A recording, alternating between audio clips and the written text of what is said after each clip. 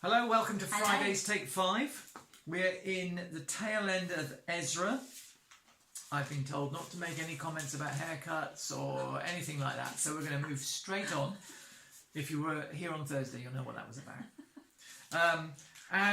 It's a kind of an interesting, if slightly odd end to the book of Ezra. And if you read through chapters 9 and 10, it seems to end really quite abruptly, doesn't it? It suddenly sort of comes to a stop. Oh, but... I feel like that's a bit strange. And there is a but here. When Ezra and Nehemiah were originally written, they were one continuous book. So really, as you get to the end of Ezra, you just ploughed straight on into Nehemiah without a break. So that kind of softens the blow of the end of the book, if you like. Yeah. And in fact, if you have a look at the beginning of Nehemiah, you'll see it starts in the reign of King Artaxerxes, whose name we've been struggling with for the past 3-4 chapters of Ezra. So there is a bit of continuity there. But 9 and 10 talk about a particular sin that the Israelites, the returning Jews, had already fallen into. And you made a good point just now when we were chatting about this, about the time period. Oh, yes. Yes, because really, since King Cyrus said, go back and rebuild the altar and the temple, there's been 2 generations at most. So not, a period of time, but not a long, long time. And when they came back, the first returning Israelites were very... absolutely, if you remember back to Ezra 1, they wanted to do all the sacrifices at the right time, and they wanted to do a voluntary sacrifices. They were doing it according to what was written in the law of Moses. They were faithfully following, and they were really wanting to not repeat the sins of their ancestors. They were on it. 2 generations later, and we can see that cycle of how we fall into sin and how the Israelites fell into sin is beginning to happen. Yeah, because...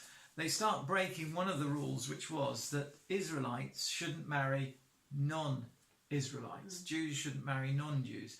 They were supposed to be a holy people, a people separated and set apart for their God. But they have done. And that's happened, like Julie says, in 2 generations. Yeah. It seems crazy that they've gone here, especially when...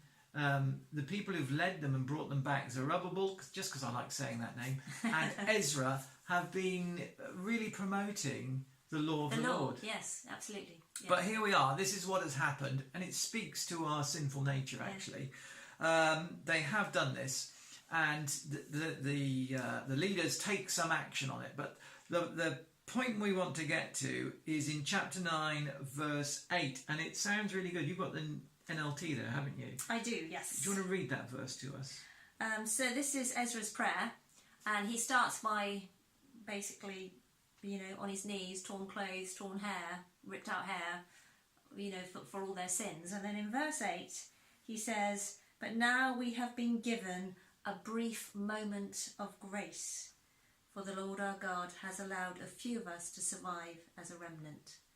And it's that brief moment of grace that we just thought was such a lovely... It leapt off the page, didn't it? Yes. Because for these Jews, they have this brief moment. It's like we've just got this short... moment is the word that comes to mind. I was trying to think of a synonym for it, but this short period of time when God's allowing us to bring in the realisation of what we've done. Yeah. But they only have a short moment of it. And for us now, in the New Testament, in the time period that follows the death and resurrection of Jesus, we don't have a brief moment of grace. We have great grace. We have grace that covers all of our sin.